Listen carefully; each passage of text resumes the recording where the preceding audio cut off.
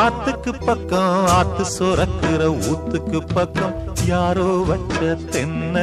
இது நம்பி இருக்குது மண்ண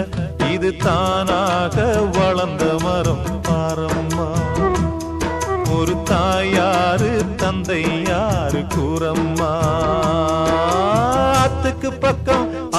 பக்கம் ஆத்து சுரக்கிற ஊத்துக்கு பக்கம் யாரோ வச்ச தென்ன